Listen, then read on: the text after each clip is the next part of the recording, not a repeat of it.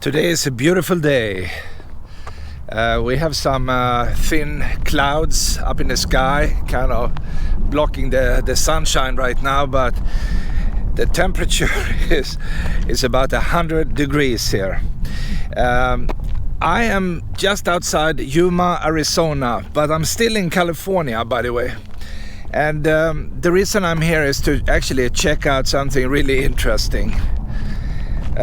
So I will walk over to the place and give you the details.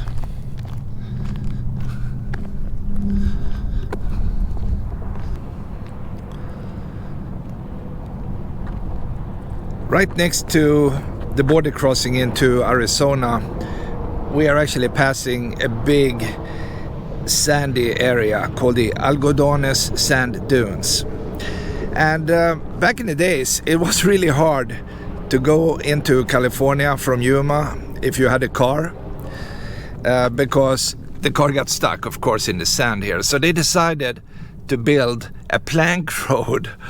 They actually brought out over 13,000 wooden beams and put them together in sections, like you can see here on the picture. They built the first version of this road in 1915, and I believe they had another version of it a little bit wider in 1916. And it all ended when they actually put asphalt over it and built what is today the 8th highway or freeway here. Anyway, they had a team of volunteers, I believe in the 70s, and they saved what they could find out in the sand here. And by the way, they have a brand new sample of how they actually built this plank road in the past. They basically bolted everything together here with some metal strips here, as you can see. And it was also a very narrow road here. Only one car at the time could really pass, but on the other hand, they didn't have too much traffic in the past here.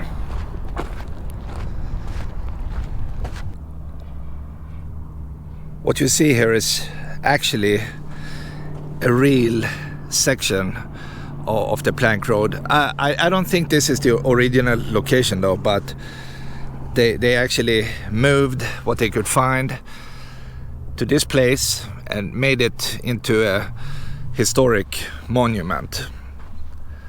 But this is very interesting. Can you imagine, this was the road into California from Yuma pretty much 100 years ago. Wow. It's not that long ago, actually. Look at this. It's unbelievable. A wooden road.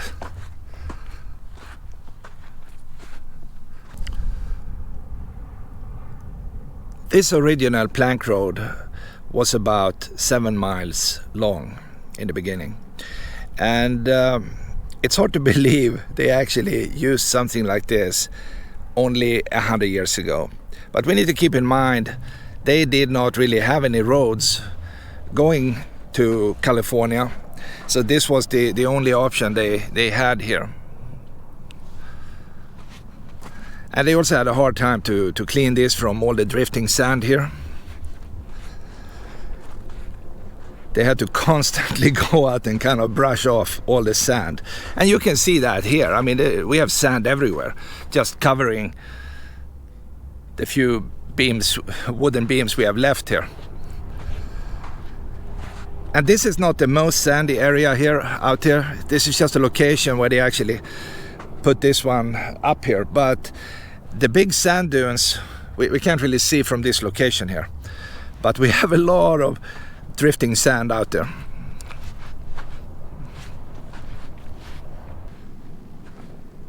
I walked up a little bit more here, and you can clearly see that the sand is a problem for a road like this. It's even a problem for today's concrete highway you see in the background, because sand is just all over the place here. And now you can actually see more of these tall sand dunes in the background. They are pretty big actually.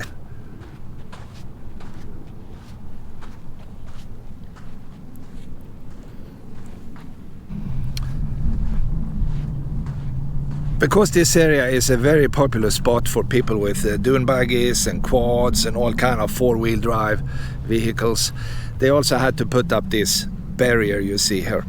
Because people are actually driving day and night here. Maybe not in the summertime because it's simply too hot, but in the wintertime this area is just full of people. And if they let people drive over here, you wouldn't even have the remains of this plank road. Absolutely not, actually. So there you have it. That's the reason. Another interesting thing here is that we are right next to the Mexican border. You can actually see the fence. Well, this is like, what is it, 1,000 feet down in this direction here. So these power lines here, they are actually following the fence, going back to San Diego in this direction here. Or maybe it's coming from San Diego and it's going to Yuma, which is just behind the sand dunes you see here.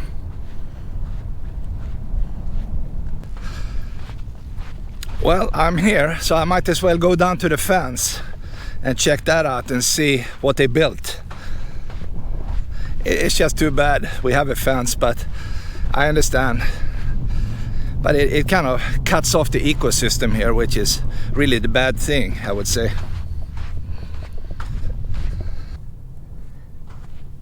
Here and there you also find these holes in the ground. And this is actually the home of a lizard. It's a sandy colored lizard.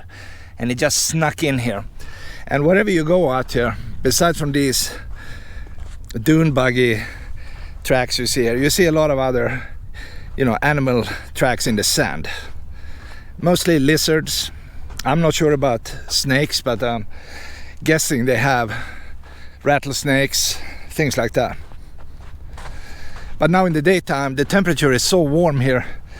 In the shadow, it's over 100, so in the sun, it's probably 120 plus. So they are hiding during the day.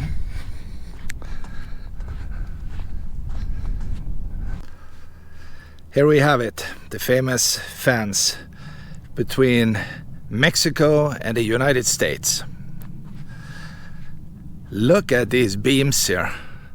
Wow, they have some solid steel beams here on both sides. It's also a see-through fence, so you can actually see what's going on behind it, right? And it's just disappearing in this direction here. And it probably goes all the way to San Diego, that's my guess. This new expensive barrier. Wow. The question is it helping? I don't know. These guys are smart. If they want in, they basically get in. They make a tunnel under this fence, or they basically bring out some kind of blowtorch and make a hole in it. It's that simple.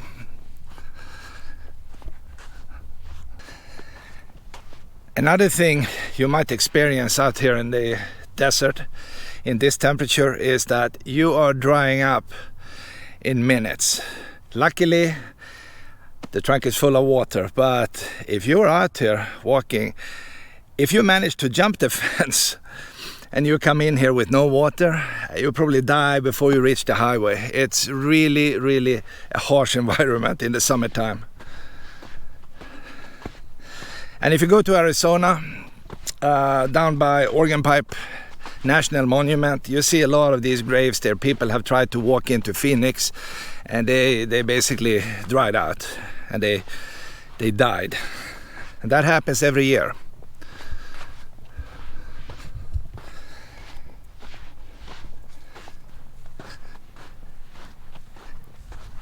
And I can tell you one more thing I'm drying up to. Whew. I am so thirsty, so it's silly. But I can't resist to look at that little hole down in the ground here. I wonder if somebody is in there. That's what I'm wondering. Well, I will think on that when I'm sipping on my ice cold water. So I'm going back to the parking lot.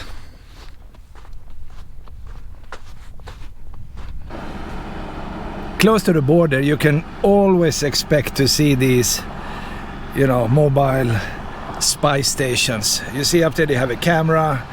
They can probably see in the night. They just park here and so on and so on. So it's kind of interesting. I just don't think they pick up many people right here. The old plank road was eventually replaced by this. This one is going into town in Yuma. We are like 20 minutes away. You can also see down there the water they are diverting from the Colorado River. They built this canal to take care of all the farming they do on the other side of this desert, south of Salton Sea.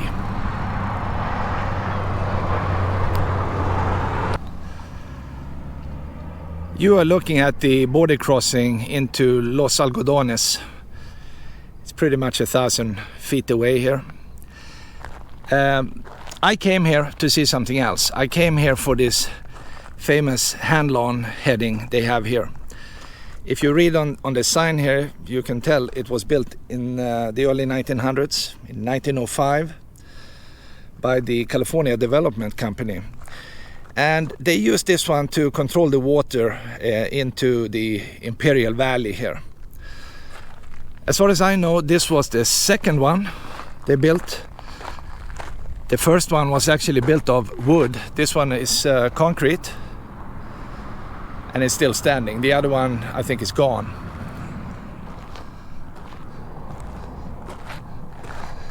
And there is a part here of this railway bridge here. I'm not sure what they used it for. Maybe the train went from Yuma to, something else, right?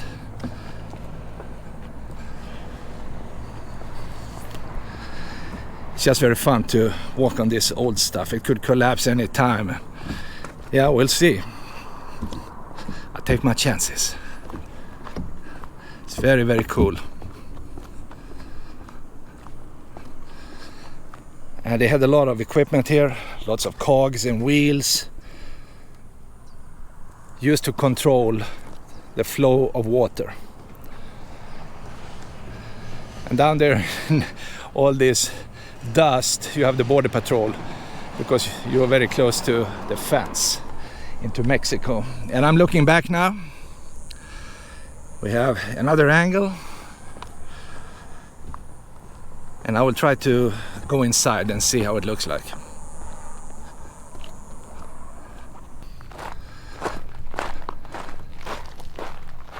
Okay, let's go in here. Wow, what do we have in here? Well, it's an empty shack. And we also have an empty shaft down here full of trash, of course. And, well, we have an opening here. So I might as well stick my head out.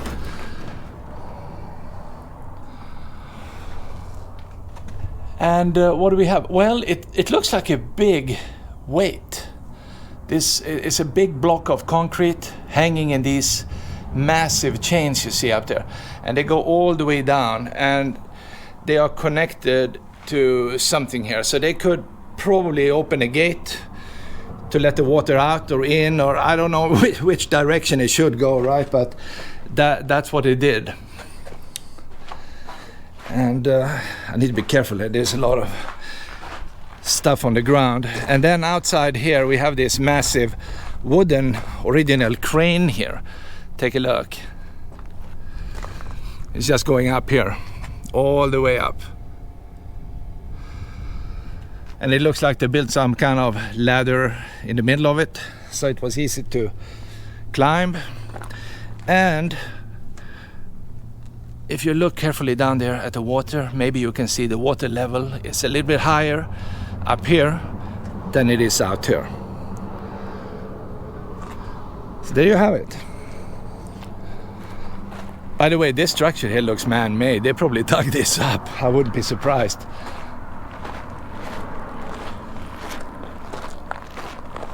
Anyway, I will back up a little bit and give you the last view here. All right, we say goodbye to the second gate for irrigation here, built in 1905 according to the information they had right there.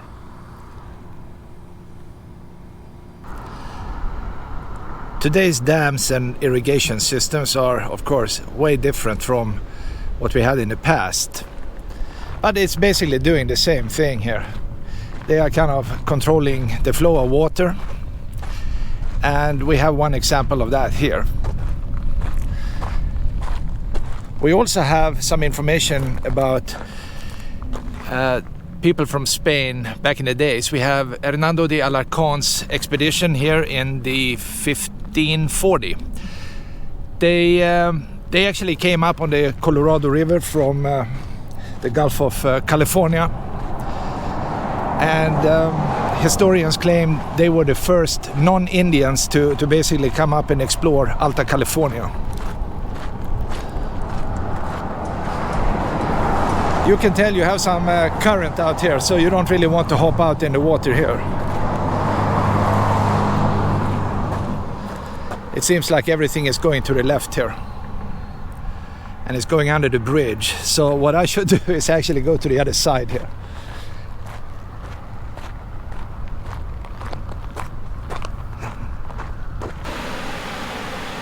On this side, we have some real action here. The water is coming out, creating very, very strong current here on this side. But of course, it will calm down here in a few hundred yards here. And this canal will go all the way into the center of the Imperial Valley here, south of Salton Sea, and basically give all the farmers the water they need. And they have been tapping into the water here for over 100 years.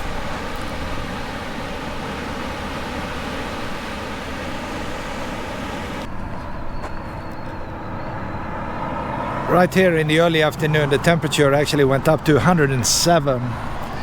And if you ever get tired of the hot afternoon temperature here, you could always go into the casino they have here and buy a cold beer or something. Or maybe you like gambling, you can do that as well. We have the Ketchen Casino here. I'm not sure if they pronounce it Ketchen, but I'm just guessing.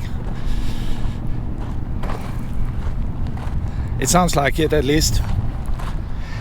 And they have very, very big parking lot that is also extremely empty right now.